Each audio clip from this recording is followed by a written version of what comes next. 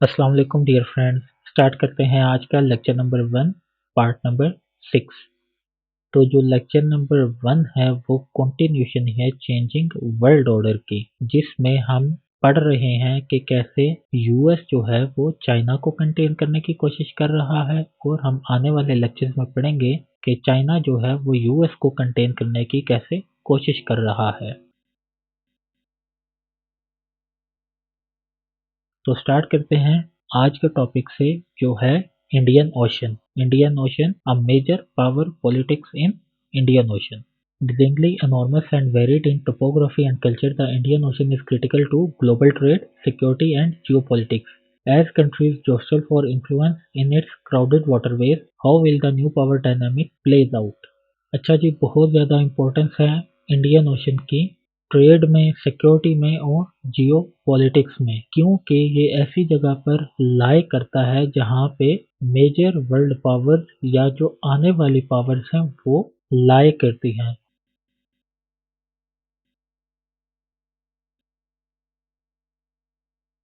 तो आते हैं, what makes the Indian ocean so strategically important. क्या चीज़ जो है वो इंडियन ओशन को स्ट्रेटेजिकली इम्पोर्टेंट बनाती है। इसकी जियोपॉलिटिक्स क्या है, इसकी जियो इकोनॉमिक्स क्या है, इसकी जियो स्ट्रेटेजिक इम्पोर्टेंस क्या है, तो उसको हम डिस्कस करते हैं। The Indian ocean is a vast theater stretching from Strait of Malacca and western coast of Australia in the east to Mozambique Channel in the west. It encompasses the Persian Gulf and the Arabian Sea in the north and all the way down to the southern Indian Ocean. ये एक बहुत बड़ा vast area है जो कि start होता है from straight of Malacca. Straight of Malacca जो है वो मलेशिया, सिंगापुर और इंडोनेशिया को मिलाती है, and western coast of Australia, और वहां से ये ऑस्ट्रेलिया को कनेक्ट करता है। देन मोजम्बिक चैनल को ये कनेक्ट करता है। जो मोजम्बिक चैनल है वो अफ्रीका के रीजन में फॉल करता है। It compasses the Persian Gulf, then ये पर्शियन गल्फ को भी कनेक्ट करता है, अरेबियन सी को भी कनेक्ट करता है, और then all the way down to the southern Indian Ocean. Along the coast of this huge geographic expanse are countries that are home to some 2.7 billion people.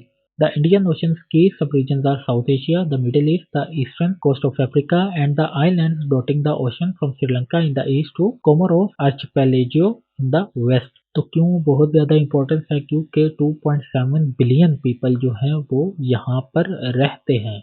अभी तो चाइना को हमने काउंट नहीं किया, क्योंकि चाइना जो है वो डायरेक्ट इस रीजन में नहीं फॉल करता। अगर चाइना को भी इसमें शामिल कर लिया जाए इस रीजन में, क्योंकि चाइना जो है वो अब अपना डायरेक्ट इन्फ्लुएंस जो है वो एग्जर्ट कर रहा है, तो दुनिया की जो आधी पॉपुलेशन है वो इस रीजन में फॉल करती है। मींस के दुनिया की जो आधी मईशत है वो यहाँ पर फॉल करती है, और दुनिया के कुछ चंद जो बहुत ज्यादा अमीर कंट्रीज हैं वो भी यहाँ पर इस रीजन में फॉल करते हैं। और तो कुछ तो ऐसे रीजन है जो कि नेचुरली बहुत ज़्यादा इम्पोर्टेंट है, जिस तरह मिडल ईस्ट है, ऑयल है, दुनिया की मईशत जो है वो ऑयल पे चलती है, तो मिडल ईस्ट भी इसी में फॉल करता है। The region size and diversity explain its geo economic importance. Its regional forum the Indian Ocean rim association include countries are politically and socially different as Australia, Indonesia, Iran, and South Africa, leading to striking new power dynamics from resource rich Africa and energy dense Middle East to South Asia's labor market and manufacturing industries. The stability of the Indian Ocean is crucial to the global economy. तो देखा जाए दुनिया की जो economy है उसको चलाने के लिए ये रीजन क्यों बहुत ज़्यादा इम्पोर्टेंस है, क्योंकि रिसोर्स रिच कंट्रीज अफ्रीका यहाँ पर इस रीजन में फॉल करते हैं। जो एनर्जी डेंस मिडल ईस्ट है वो यहाँ पर है। कतर जो है बहुत बड़ा सप्लायर है। देन जो लेबर मार्केट है, बांग्लादेश, चाइना, पाकिस्तान, इंडिया, और बहुत बड़ी जो मैन्युफैक्चरिंग इंडस्ट्री है जिस तरह चाइना है, बांग्लादेश है, इंडिया है, वो यहाँ पर रहती है, बसती है। The stability of Indian ocean, अगर इंडियन ओशन जो है वो स्टेबल रहा देन जो ग्लोबल इकोनॉमी है वो स्टेबल होगी। अगर ये रीजन जो है वो स्टेबल नहीं होता देन जो ग्लोबल इकोनॉमी है वो कभी भी स्टेबल नहीं हो सकती, क्योंकि दुनिया की हाफ लेबर, दुनिया की पॉपुलेशन, रिसोर्स रिच कंट्रीज जो हैं, एनर्जी रिच कंट्री जो कि दुनिया की इकोनॉमी को रन करते हैं, वो यहाँ पर रहते हैं। यहाँ से ही चीज़ें जो हैं, देखा जाए तो दुनिया को जो इम्पोर्ट्स है ऑयल की वो जो कंट्रीज है वो कहाँ से करते हैं। सऊदीया जो है वो एक्सपोर्ट करता है, यूएई एक्सपोर्ट करता है। ईरान पे चलो अब सैंक्शंस हैं, लेकिन बहुत बड़ा कंट्री है, बहुत वास्ट मेजोरिटी में उनके पास भी नेचुरल रिसोर्सेज हैं, ऑयल के, डीजल के, ये सारी चीजें। तो दुनिया के मार्केट्स को रन करने के लिए, दुनिया के मशीन्स को रन करने के लिए जो चीजें इंपॉर्टेंट हैं वो यहीं इस रीजन में पाई जाती हैं, इंडियन ओशन में। अच्छा जी, कौन से जो इंडियन ओशंस के पार्ट्स हैं, हमने तो बहुत ज़्यादा रीजन देखे, अफ्रीका देखा, मिडिल ईस्ट आता है, आसियान के कंट्रीज आते हैं, बहुत सारे आते हैं, लेकिन कौन से जो कंट्रीज हैं, या सॉरी कौन से वो एरियाज हैं जो बहुत ज़्यादा इंपॉर्टेंट है या कंटेस्टेड हैं। ऑफ द वर्ल्ड 7 की choke points for oil transportation 3 are in Indian Ocean. तो दुनिया के जो 7 चोक पॉइंट्स हैं उनमें से 3 जो हैं वो इंडियन ओशन में फॉल करते हैं। चोक पॉइंट्स वो ऐसे पॉइंट्स होते हैं जो अगर बंद हो जाएं तो दुनिया को ट्रेड जो है वो बहुत देर से पहुंचेगी और बहुत महंगी पहुंचेगी। हमने स्विस कैनाल देखी 2021 में, आई थिंक ये इंसिडेंट हुआ था कि 2020 में, मुझे सही एग्जैक्ट याद नहीं है, कि जो एवरेस्ट शिप थी वो स्विस कैनाल में जो है वो स्ट्रक हो गई थी, आई थिंक 10-15 दिन के लिए। तो जिससे दुनिया की इकोनॉमी को $10 बिलियन का नुकसान पहुंचा था, क्योंकि दुनिया की जो ट्रेड है वो रुक गई थी, शिप्स जो हैं वो अपने डॉक से जा नहीं रही थी, तो दुनिया की इकोनॉमी फॉल्टर कर गई थी। इसी वजह से जो चोक पॉइंट्स होते हैं वो बहुत ज्यादा अहमियत के हामिल होते हैं। These are bottlenecks that connect two important waterways, creating a shipping traffic jam. If these narrow stretches of water are blocked or unavailable, the alternative route is usually expensive, long, and in some cases impossible for large ships and oil tankers to navigate.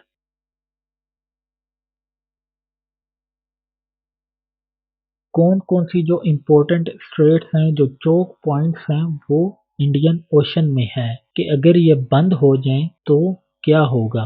The first choke point is the Malacca strait between Malaysia, Singapore and Indonesian island of Sumatra, which connects Southeast Asia and Water Pacific to the Indian Ocean।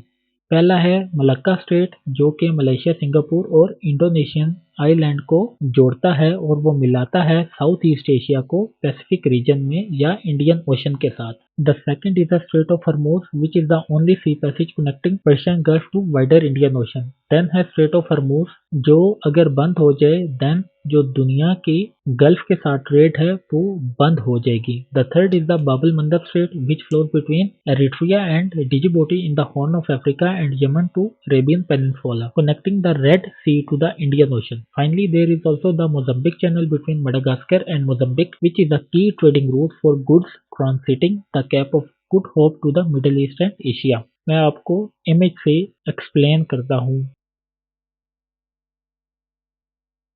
ये देखें, ये है जी Indian ocean, 3 straits हैं और एक channel है। हमारे left side पर मलेशिया, इंडोनेशिया और सिंगापुर को एक स्ट्रेट जो है वो कनेक्ट कर रही है, जो कि स्ट्रेट ऑफ मलक्का है। अगर ये स्ट्रेट जो है वो बंद हो जाए देन जो चाइना की तरफ ट्रेड होनी है फ्रॉम स्ट्रेट ऑफ हॉर्मूज से, या जो चाइना जो है अपनी ऑयल की शिपमेंट्स सऊदीया से कैरी करेगा, अगर ये स्ट्रेट जो है वो बंद हो जाए देन उसे बहुत लंबा चक्कर जो है वो काटना पड़ेगा, तब जाके जो ऑयल की फरामी है वो पूरी होगी और बहुत देर बाद चाइना को पूरी होगी। तो बहुत देर बाद होगी और बहुत महंगी होगी, देन जो प्रोडक्शन है चीज़ों की वो बहुत महंगी होगी और दुनिया में अल्टरनेटली चीज़ें जो है वो बहुत ज़्यादा फिर एक्सपेंसिव होती जाएंगी।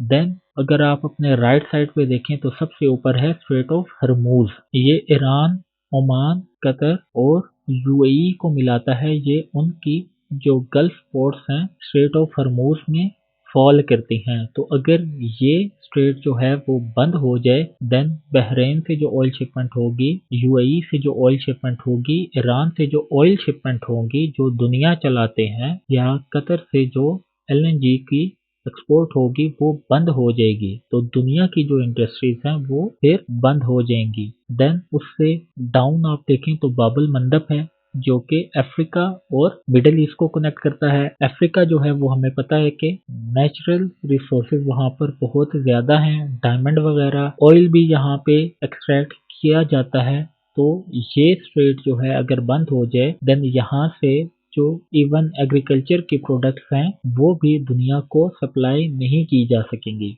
देन उसके बाद नीचे हमारे पास एक मोज़म्बिक चैनल है और इवन इतना छोटा सा भी चैनल अगर बंद हो जाए देन स्टेट्स जो हैं उनको हैवी लॉस जो है वो बियर करना पड़ता है। तो देखते हैं जी क्या पावर पॉलिटिक्स जो है या क्या पावर कंपटीशन जो है वो इंडियन ओशन में चल रहा है, क्यों इतनी ज़्यादा इम्पोर्टेंस है वो तो हमने देख ली कि दुनिया के जो 7 स्टेट्स हैं उनमें से जो 3 स्टेट्स हैं वो इंडियन ओशन में पाए जाते हैं। देन दुनिया की जो आधी पॉपुलेशन है वो यहाँ पर है। देन उसके बाद नेचुरल रिसोर्स रिच कंट्रीज हैं, एनर्जी रिच कंट्रीज हैं, तो तभी तो इस रीजन की बहुत ज़्यादा डिमांड है। और एक चीज़ आपने याद रखनी है कि ये जो इंडियन ओशन है ये सर्दी और गर्मी दोनों में ही ओपन रहता है। मीन्स ये जो रास्ते हैं ये फ्रीज नहीं होते, जिस तरह हम देखते हैं कि पैसिफिक ओशन है, रशिया की तरफ है, यूएस की तरफ है, जब बहुत ज्यादा ठंड पड़ती है तो वो वाले जो रास्ते हैं वो फ्रीज हो जाते हैं, ट्रेड जो है वो नामुमकिन हो जाती है, शिप्स जो हैं वो सामान कैरी नहीं कर सकती, वो फंस जाती हैं।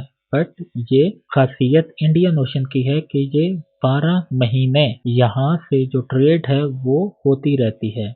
The first one is rise of China. China doesn't have any other trade route. अच्छा जी, सिंपल सी बात है कि चाइना के पास और कोई ऑप्शन नहीं है कि वो कहीं से ट्रेड कर सके, किसी और रास्ते से ट्रेड कर सके, क्योंकि मैंने आपको बताया कि अगर इंडियन ओशन से चाइना जो है वो ट्रेड ना करे या उसको रोका जाए ट्रेड करने से, जिस तरह हमने देखा ओकस के थ्रू या क्वाड के थ्रू उसको रोका जा रहा है, उसको कंटेन किया जा रहा है, तो चाइना के लिए अपनी शिपमेंट्स को अपने डॉक्स पर पहुंचाना बहुत मुश्किल हो जाएगा, मोस्टली जो उसकी ऑयल इंपोर्ट्स हैं, क्योंकि चाइना जो है वो अपनी oil imports Saudia, UAE, Oman, Iran यहाँ से लेता है। तो अगर ये चैनल या इंडियन ओशन में उसको कंटेन किया जाए तो उसके लिए ट्रेड करना बहुत ज़्यादा मुश्किल हो जाएगा। और चाइना जो है उसका कोई भी डायरेक्ट इन्फ्लुएंस नहीं है इस रीजन में, इंडियन ओशन में, क्योंकि उसकी कोई भी बाउंड्री जो है वो इंडियन ओशन को टच नहीं होती। जो चाइना जो है उसकी बाउंड्रीज टच होती हैं फ्रॉम साउथ चाइना सी में, बट इंडियन ओशन में उसका डायरेक्ट इन्फ्लुएंस नहीं है। तभी तो चाइना जो है वो श्रीलंका में इन्वेस्ट कर रहा है, म्यांमार में इन्वेस्ट कर रहा है, वियतनाम में उसने अपनी इन्वेस्टमेंट जो है वो शुरू कर दी है, बट वो डायरेक्ट इंडियन ओशन में फॉल नहीं करते। जो मेजर इंडियन ओशन के कंट्रीज हैं वो श्रीलंका है, इंडिया है, पाकिस्तान है। तो इसी वजह से चाइना जो है वो सी पैक को जल्द से जल्द स्टार्ट करने का ख्वाहा है, क्योंकि उसको पता है इस रास्ते पर बहुत ज़्यादा उसके लिए concentration in the future create की जाएगी। तो चाइना जो है indirectly on the shoulders of Pakistan वो इंडियन ओशन में अपनी पॉलिसी जो है वो बना रहा है या अपना इन्फ्लुएंस जो है वो क्रिएट कर रहा है। देन उसके बाद चाइना जो है उसने अपनी overseas military base Indian ocean में बनाई डिजिबूटी में, और अपनी जो पोजीशन है वो as a new player Indo PACOM region में वो स्ट्रेंथन की। अब जो चाइना की प्रेजेंस है इंडियन ओशन में वो फ्रांस, इंडिया और यूएस के लिए बहुत ज़्यादा अलार्मिंग है, क्योंकि इन तीनों कंट्रीज की यहाँ पर बेसेस हैं। और अगर चाइना जो है उसने एक डिजिबूटी में बेस बना ली, देन उसने पाकिस्तान में थ्रू गवादर अगर बेस बना ली, तो इन तीनों कंट्रीज के लिए बहुत ज़्यादा अलार्मिंग सिचुएशन होगी, क्योंकि अगर चाइना जो है वो अपनी शिपमेंट्स थ्रू पाकिस्तान ले लेगा और अपने इस ट्रेड रूट को वो यूज नहीं करेगा, देन जो यूएस की इन्वेस्टमेंट है वो फ्यूटाइल हो जाएगी। तो जो मेजर पावर कंपटीशन है वो सबसे बड़ा ये है कि चाइना जो है वो इस रीजन में राइज कर रहा है, और उसका जो दूसरा कंपटीटर है वो इनडायरेक्टली यूएस ही है। जैसे चाइना जो है वो इनडायरेक्टली इंटरवीन कर रहा है through Pakistan, through Djibouti, through Sri Lanka, इसी तरह यूएस जो है वो भी इनडायरेक्टली इस रीजन में इंटरवीन कर रहा है, क्योंकि दोनों कंट्रीज की कोई ज्योग्राफिकल बाउंड्रीज नहीं है इस रीजन में। तो एक कोट है उसको आप देखें, who rules the wave rules the world. जो लहरों पे कब्जा करता है वो दुनिया पे कब्जा करता है या दुनिया पे हुक्मरानी बना सकता है।